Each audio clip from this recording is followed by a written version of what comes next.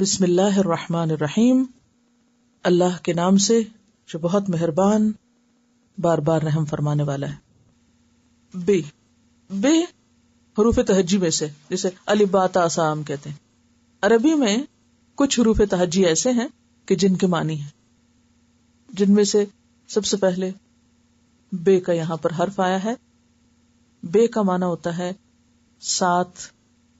اسم مشہور لفظ ہے، اردو میں بھی اسم نام کے لیے استعمال ہوتا ہے جس سے کسی چیز کی ذات معلوم کی جا سکے۔ نام کیا ہوتا ہے؟ جس سے کسی چیز کی ذات کا پتہ چلے، یعنی اس کی نیچر کا پتہ چلے ہمیں کہ یہ کیا چیز ہے۔ مثلا اس میز پر جو بھی آپ کے سامنے چیزیں رکھی ہوئی ہیں، ان سب کا کوئی نہ کوئی نام ہے، ٹھیک ہے نا؟ کاغذ، قلم، کتاب، گلاس۔ تو یہ کتاب کیا ہے؟ نام ہے کس کا؟ اس چیز کا۔ اور اس ورڈ کے ذہن میں آتے ہی ہمارے سامنے ایک خاص چیز کی پکچر بن جاتی ہے۔ اسم کا جو روٹ ہے عربی میں سین میم واو ہے۔ اللہ کا لفظ معلوم ہے آپ سب کو، الف لام ہے روٹ ہے۔ الرحمن فعلان کے وزن پر مبالغے کا صیغہ ہے۔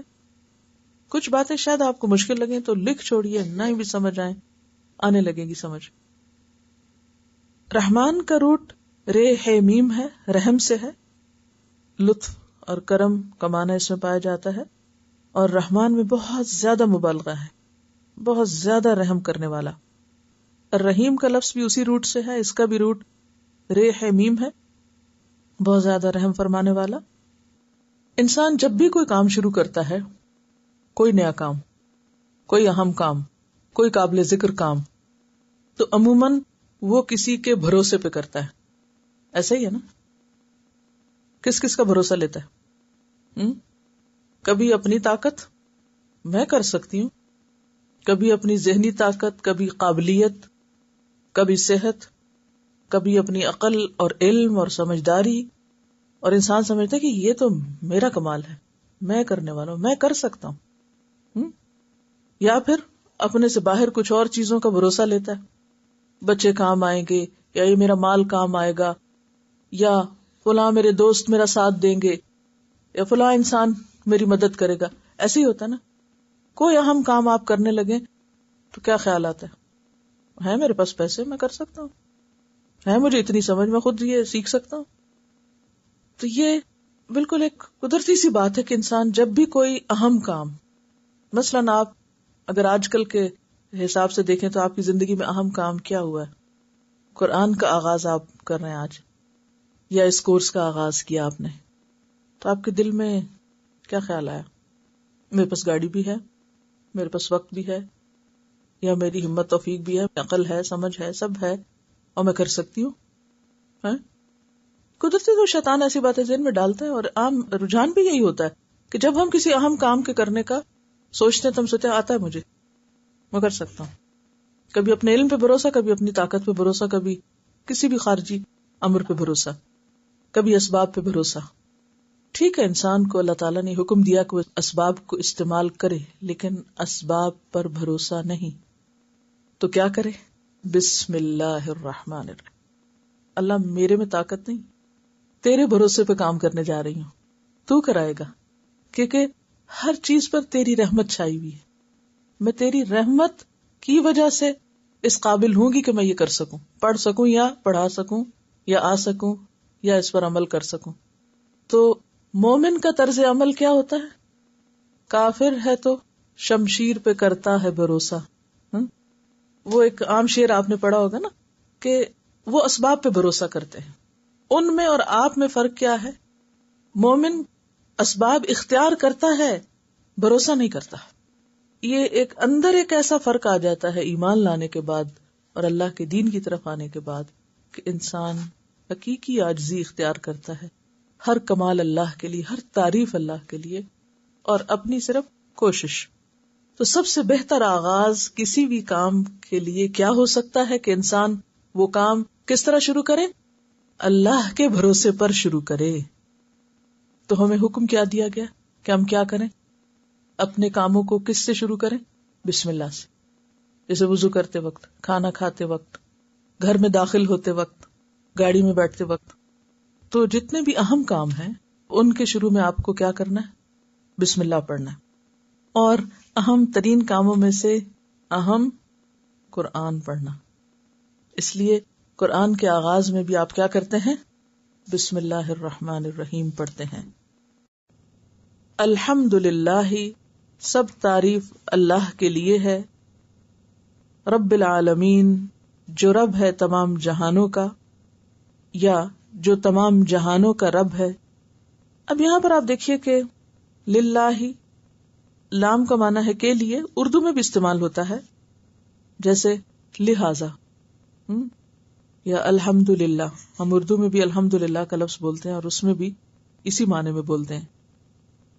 العالمین، عالم کی جمع، عالم اسلام، عالم برزخ، عالم کفر، یہ سب بولتے ہیں. الحمد، حمد یحمد، سے حمد تعریف کرنے کو کہتے ہیں، کسی کے اچھے اوصاف بیان کرنا. بنیادی طور پر حمد ایک لطیف احساس ہے جو دل میں اٹھتا ہے. حمد کیا؟ ایک لطیف سا احساس ہے جو انسان کے اندر سے اٹھتا ہے اللہ کی تعریف اور اس کے شکر کے لیے. اب آپ دیکھیں کہ ہر طرف تو اللہ کی بنائی ہوئی چیزیں ہیں، تو پھر ساری تعریفیں اسی کی ہوگی نا، اسی کی ہو جائیں گی نا، جب ہر چیز اس کی ہے. کسی انسان کے بھی جب آپ تعریف کرتے ہیں تو اس کو کس نے بنایا؟ کسی کی خوبصورت آنکھیں آپ کو دکھیں، کسی کی شکل، کسی کا رنگ، کسی کا کچھ. عموماً چھوٹے بچوں کو جب دیکھتے ہیں نا، نیو بورن بیبیز کو دیکھ کے تو سب کے اندر ایک تھرل آتی ہے نا، اور اس وقت ہر کوئی حیران ہوتا ہے، یار اب یہ ماں کے پیٹ سے کیا چیز برآمد ہوئی، یہ کس نے بنائی، یہ کیسے بنائی؟ کبھی آپ ہاتھوں کو دیکھتے ہیں، کبھی انگلیاں دیکھتے ہیں، کبھی ناخن دیکھتے ہیں، کبھی بال دیکھتے ہیں، کبھی کچھ دیکھتے ہیں، کبھی کچھ دیکھتے ہیں. وہ منہ کھولتا ہے، زبان دیکھتے ہیں، آنکھ کھولتا ہے تو کہتے ہیں آنکھ کھول دی. حالانکہ آپ کے آس پاس بہت سے لوگ آنکھیں کھولے مگر ان کی کھلی آنکھیں آپ کے اندر تھرل نہیں پیدا کرتی. ایک دو میں اپنی آئی سائٹ چیک کرانے کے لیے کسی کلینک میں گئی تو وہاں اتنی بڑی آنکھ کی تصویر لگی تھی، میں نے رونا شروع کر دیا اس کو دیکھ کے. میں نے کہا کہ یار اب یہ بنایا تو نے ہمارے لیے، یہ کس طرح کام کرتی ہے آنکھ، اور یہ سب کیا ہے. ایک عجیب کیفیت دل میں آئی، اور اللہ کی وہ عظمت کا احساس جو عام طور پر آنکھ دیکھ کے کبھی نہیں خیال آیا، نہ اپنی آنکھوں کا خیال کر. تو جب کبھی بھی آپ کو اللہ کی کوئی عظمت یا قدرت یا تخلیق سمجھ آئے، نظر آئے، محسوس ہو، اس کے بعد جو آپ کے دل سے نکلے، جو آپ کے منہ سے نکلے، جو شکر آئے، یہی حمد ہے. اور یہ ساری اللہ ہی کے لیے، کیونکہ ہر چیز، اگر کسی انسان کے اندر کوئی خوبی ہے نا تو وہ بھی اس کی اپنی ذاتی نہیں ہے، وہ اس کی دی ہوئی ہے. اگر کوئی انسان خوبصورت ہے تو وہ اس کا کیا کمال ہے، تو اس نے بنایا ہے نا، تو تعریف تو ادھر ہی جاتی ہے نا، اصل کے اوپر لوٹتی ہے نا، کمال تو اس کا ہے. تو الحمدللہ، ہم جو ہوتا ہے نا ایک ایکسپیرینس ہوتا ہے، بیسیکلی انر ایکسپیرینس. تو یہ ہے الحمد للہ رب. رب رے بے بے سے ہے، رب یرب سے. رب کہتے ہیں کسی چیز کو آہستہ آہستہ ذرے سے کمال تک پہنچانے والا. پالنا محدود معنی میں ہو جاتا ہے، اگر ہم کہیں نا پالنے والا تو وہ ایک لمیٹڈ معنی دیتا ہے. یعنی آپ کہہ سکتے ہیں پرورش کرنے والا، پرورش کرنے والا، پالنے والا. لیکن اس میں کیا چیز ہے؟ آہستہ آہستہ عدم سے چیز کو وجود میں لانا، چھوٹے سے بڑا کرنا. جیسے ایک انسان کی آغاز یا ابتدا کہاں سے ہوتی ہے، اور پھر وہ پالتا ہے، اس کو شکل بناتا ہے، اس کو ساری صلاحیتیں دیتا ہے. تو اس عمل کا کرنے والا جو ہے وہ رب کہلاتا ہے. اور پھر العالمین، سارے جہانوں کا پالنے والا اور ان کی پرورش کرنے والا اور ان کو ذرے سے کمال تک پہنچانے والا اللہ ہی ہے. اور پھر ایک اور چیز، اس پرورش میں محبت، شفقت، حفاظت، نگہداشت، امانت، یہ ساری چیزیں آتی ہیں. یعنی محض پالنے والا نہیں، بلکہ کس طرح پالتا ہے؟ جس کے اندر محبت بھی ہے، شفقت بھی ہے، حفاظت بھی ہے. اس کو کیسے نگہداشت کرتا ہے؟ ماں کے پیٹ میں کیسا انتظام کیا، 3 پردوں میں بچے کو رکھا، کیسی حفاظت سے پالا اس کو، اور اس کی نگہداشت بھی کرتا ہے، اور پھر اس کو پورا اپنے کمال تک پہنچاتا ہے. اور بعض اوقات رب کا لفظ جو ہے وہ انسانوں کی طرف بھی منسوب کیا جاتا ہے، آقا یا مالک کے معنوں میں لیا جاتا ہے. عورت کو عربی میں کہتے ہیں ربۃ البیت. اس صورت میں مصدر بدل جاتا ہے، ربوبیت کی بجائے جو مصدر ہے وہ فرق ہو جاتا ہے. اگر آپ سمجھے کہ میں زیادہ دور تک جا رہی ہوں تو آپ بے شک مجھے روک سکتے ہیں کہ اتنی نہ باتیں بتائیں، کیونکہ مجھے نہیں معلوم کہ آپ کتنا اس کو لے سکیں. لیکن کچھ چیزیں ایسی ہیں کہ جو آپ لکھ لیں اور کچھ چیزیں سمجھ لیں بس. ضروری نہیں کہ لکھیں اور یاد کریں، اور ضروری نہیں کہ امتحان میں آئیں، لیکن تھوڑا سا اگر نالج زیادہ ہے، خود ہی تو آپ نے کہا ہم نے دعا مانگی ربی زدنی علما، اور اگر اس کے لیے کچھ موقع مل جائے تو پریشان نہ ہو. تو بہرحال اس میں یہ ہے کہ ربوبیت کی بجائے ربابیت اس کا مصدر ہوتا ہے جب انسان کی طرف اس کا. تو اب اس کے لیے ربۃ البیت عورت کو کہتے ہیں، گھر کی مالکہ کے لیے. کیوں؟ عورت کیا کرتی؟ بچے پالتی ہے اور گھر کی ہر چیز کی نگہداشت کرتی ہے، حفاظت کرتی ہے، ایک خاص کیئر کرتی ہے. تو یہ اس وجہ سے اس کو، اور یہ سب چیزیں مالک کے اندر ہی آتی ہیں، کیونکہ جو مالک نہیں ہوتا نا اس کو چیزوں کی پرواہ بھی نہیں ہوتی. تو اللہ تعالیٰ چونکہ سب چیزوں کا خالق ہے تو مالک ہے، تو سب کی حفاظت بھی پھر کر رہا ہے نا، ہر ایک کو پنپنے کا موقع دے رہا ہے، پلنے پھولنے کا. العالمین، عالمین عالم کی جمع ہے. عالم کا لفظ جو ہے اس کا روٹ کیا ہوگا بلا؟ عین لام میم، علم. اس روٹ سے ایک اور لفظ بھی بنا ہوا ہے، وہ کیا ہے؟ علم. علم کا کیا معنی ہوتا ہے؟ جاننا. تو عالم پھر کیا چیز ہوگی؟ عالم نہیں ہے، عالم ہے، فرق ہے. جہان تو ہے لیکن اس کا جو روٹ ہے عین لام میم، اس سے یہ پتہ چلتا ہے کہ عالم ہے وہ چیز جس سے کچھ جانا جائے، پہچانا جائے. یعنی ہر وہ چیز جو اپنے بنانے والے کی پہچان کا ذریعہ ہے. ہم مثلا درختوں کو دیکھتے تو ہمیں کون یاد آتا ہے؟ تو یہ پہچان ہے نا کس کی؟ بنانے والے کی. عالم جس سے کوئی چیز پہچانی جائے، یعنی یہ لفظ ہی مانا ہے، یعنی جس کے ذریعے کوئی چیز پہچانی جائے. عالمین کیا ہے؟ سارے جہان. تو ہر چیز سے کون پہچانا جا رہا ہے؟ اللہ تعالی. ہر چیز کس چیز کی طرف دلالت کر رہی ہے آپ کی؟ اللہ کے بنانے والے کی طرف. الحمدللہ رب العالمین، سب تعریف اللہ کے لیے ہے جو رب ہے تمام جہانوں کا. حمد نعمتوں کے اعتراف کے لیے ہوتا ہے، یا حمد کا معنی ہے نعمت کا اعتراف کرنا کہ یہ میرے رب نے ہی مجھے دی ہے، یہ اسی کی طرف سے مجھے ملی. بندہ مومن ہر خیر اور ہر بھلائی کے ملنے پر بھلائی دینے والے کو یاد کرتا ہے، اس کا شکر کرتا ہے، اس کی طرف رجوع کرتا ہے، اس کا اعتراف کرتا ہے کہ اس نے مجھے دی. تو یہ کلمہ جب وہ بولتا ہے تو یہ خالق کو خوش کرتا ہے، مالک کو خوش کرتا ہے. اسی لیے جب ایک دفعہ انسان دل سے، ایک تو نا زبانی تکرار ہم کرتے رہتے ہیں وہ بھی ٹھیک ہے، لیکن ایک یہ کہ دل سے کھانا کھاتا ہے یا پانی پیتا ہے یا کوئی بھی نعمت اس کو ملتی ہے جس سے وہ راحت اور سکون پاتا ہے یا خوشی ملتی ہے، چاہے وہ دیکھنے کی ہو، چاہے وہ کھانے کی ہو، چاہے وہ نیند جیسی نعمت ہو، تو وہ کیا کرتا ہے؟ فوراً اللہ کا شکر ادا کرتا ہے اور الحمدللہ کہتا ہے. تو جو شخص دل سے الحمدللہ کہتا ہے تو صحیح مسلم میں آتا ہے الحمدللہ تملأ المیزان. الحمدللہ کا کہنا میزان کو بھر دیتا ہے، یعنی اللہ کے نزدیک اتنا پسندیدہ کلمہ ہے. ہم اس کو فار گرانٹیڈ لیتے ہیں، بھوک لگی ہے، کھانا ہے ہمارے پاس، کھا لیا بس ٹھیک ہے. تو پھر حق تو نہیں ادا کیا نا، شکر تو نہیں ادا کیا. ہمارے پیسے تھے، ہم بنا کے لائے تھے اور ہم نے کھا لیا بس. نہیں، کتنے ہی لوگ ایسے ہیں کہ جن کے پاس یہ سب کچھ نہیں ہے. اگر آپ کو اللہ نے دیا ہے، نوازا ہے، تو پھر دینے والے کا شکر ادا کرنا بھی لازم ہے. ترمذی کی روایت ہے الحمدللہ افضل الدعاء، الحمدللہ سب دعاؤں سے افضل ہے. یعنی جب آپ الحمدللہ کہتے ہیں تو اللہ کی رحمت کو اپنی طرف متوجہ کرتے ہیں. اسی طرح الحمدللہ مختصر ترین ہے، لیکن حمد کے اور بھی کئی طریقے اور انداز ہیں جو مختلف مقامات پر ان کا اظہار کیا گیا. مثلا بندہ مومن صبح اٹھتا ہے تو الحمدللہ سے آغاز کرتا ہے، کھاتا ہے پیتا ہے تو الحمدللہ پڑھتا ہے. پھر اسی طرح نماز میں رکوع کے بعد حمدن کثیرا طیبا مبارکا فی، یا ملء السماوات وملء الارض وملء ما بینہما وملء ما شئت من شیء بعد، اور آگے بھی طویل روایت ہے یہ. تو اس وقت بھی کھڑے ہو کر وہ اللہ کی نعمتوں کو یاد کر کے شکر ادا کرتا ہے.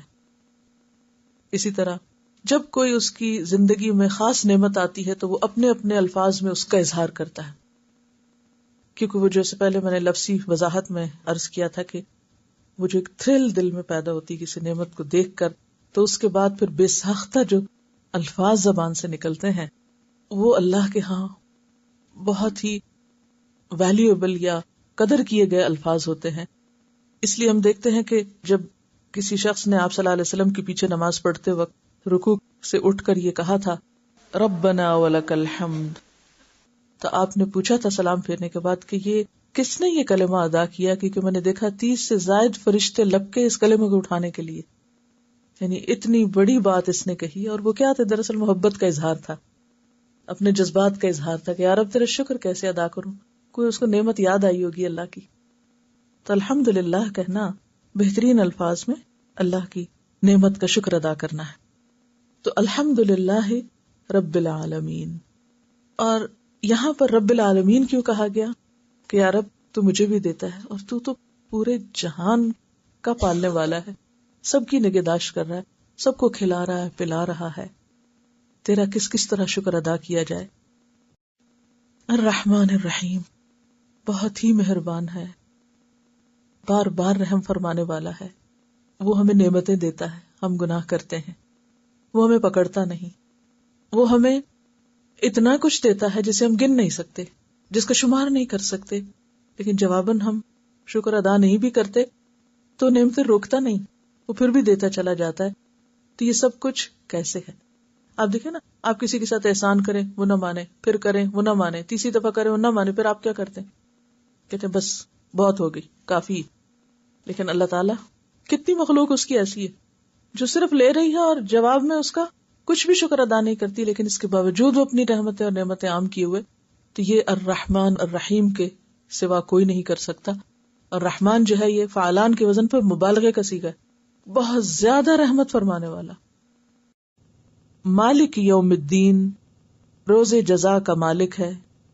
مالک کا لفظ اردو میں استعمال ہوتا ہے، ملکیت کا لفظ بھی اسی سے ہے. یوم دن کے لیے استعمال ہوتا ہے، یوم آخرت، یوم ایام، یوم آزادی. اب اس میں آپ دیکھیے کہ نیا لفظ پوری صورت میں صرف ایک ہے، اور وہ کیا ہے؟ الدین. الدین کا لفظ جو ہے، اگرچہ ہم دین کے معنوں میں استعمال کرتے ہیں، دین اسلام کے معنوں میں، لیکن دین کا یہ معنی جو یہاں بیان کیا گیا ہے، جزا و سزا کا، بدلے کا، یہ نیا لفظ ہے. یہ اردو میں دین اس معنی میں استعمال نہیں ہوتا. مالک روٹ کیا ہو سکتا ہے اس کا؟ میم لام کاف. یوم دن کے لیے استعمال ہوتا ہے، غروب آفتاب سے لے کر اگلے دن کے غروب آفتاب تک کا وقت ہے، 24 آورز. عربی میں دن کب سے شروع ہوتا ہے؟ سورج نکلنے سے یا غروب ہونے سے؟ سن سیٹ سے. جی ہاں، سورج غروب ہونے سے. سورج غروب ہونے سے اگلے دن کے سورج غروب ہونے تک کی مدت کو دن کہا جاتا ہے. الدین، دین جو ہے دانا یا دینو سے بدلے کے لیے استعمال ہوتا ہے لفظ. اعمال کا بدلہ ملنے کا دن، یوم الدین، مراد اس سے قیامت ہے. مالک یوم الدین، مالک ہے جزا سزا کے دن کا. جزا سزا کے دن سے مراد کیا؟ یوم الدین سے مراد قیامت کا دن. اور اس کا وہ مالک ہے تو کیا تصور آتا ہے؟ قیامت کے دن کا مالک ہے. مالک، سارے ڈیسیژنز اس کے ہاتھ میں، ہر چیز اس کے اختیار میں ہوگی، ہر چیز اس کی قدرت میں ہوگی، کمپلیٹلی وہ مالک. سورۃ المؤمن میں آتا ہے یوم ہم بارزون لا یخفی علی اللہ منہم شیء لمن الملک اليوم للہ الواحد القہار الیوم تجزی کل نفس بما کسبت لا ظلم اليوم ان اللہ سریع الحساب. وہ دن جب سب لوگ بے پردہ ہوں گے، بغیر لباس کے اور بغیر کسی اوٹ کے سامنے جا کے کھڑے ہوں گے حشر کے دن. اللہ سے ان کی کوئی بات چھپی نہ ہوگی. انہیں بے پردہ صرف جسمانی اعتبار سے نہیں بلکہ اپنے اعمال کے اعتبار سے جو انہوں نے دنیا میں کیے. اس روز پکار کے پوچھا جائے گا آج بادشاہت کس کی ہے، آج مالک کون ہے، آج بادشاہ کون ہے؟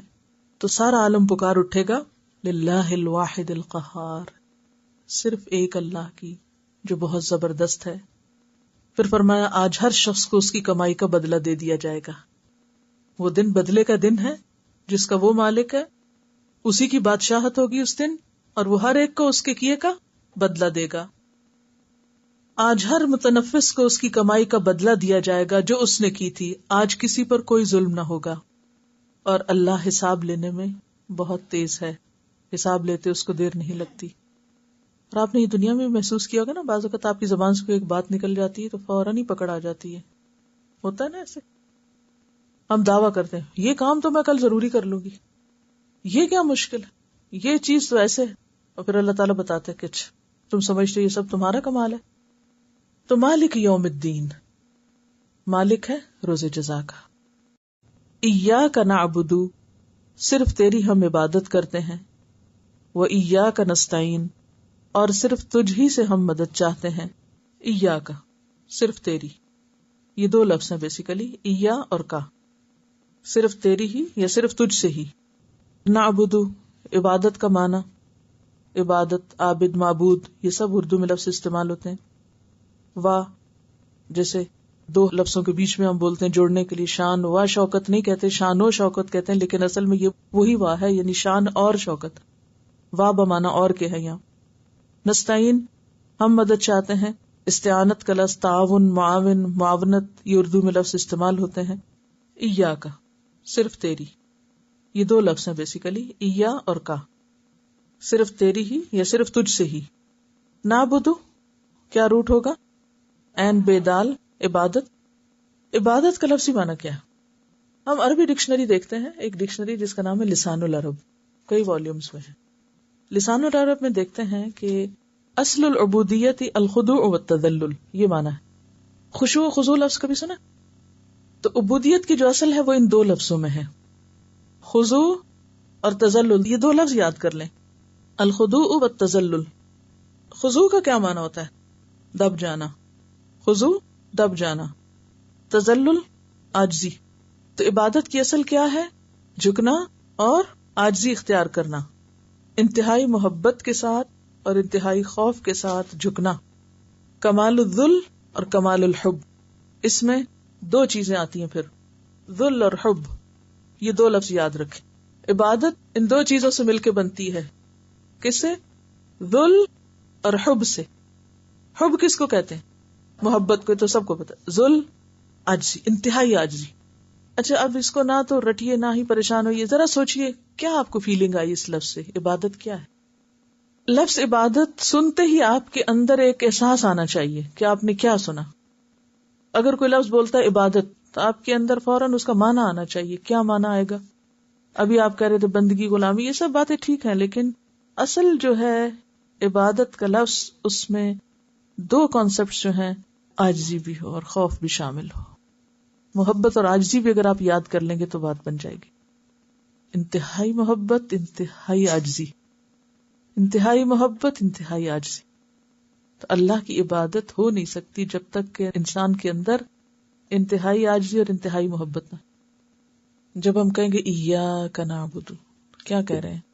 ہر نماز میں آپ پڑھتے ہیں ایاک نعبد، صرف تیری ہم عبادت کرتے ہیں. کیا کرتے ہیں؟ کیا کہہ رہے ہیں؟ کیا کرتے ہیں؟ یعنی سب سے زیادہ تجھ سے محبت کرتے ہیں. سچ بولتے ہیں. ایاک نعبد، صرف صرف صرف صرف اونلی یورز. سب دنیا کے لیے اونلی یورز لکھتے رہتے ہیں سوائے اللہ کے.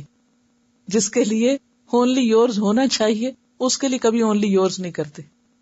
مجھے ہمیشہ یہ لفظ لکھنا ناگوار رہا ہے کہ اونلی یورز کیوں؟ اللہ نے ہمیں اپنی عبادت کے لیے پیدا کیا.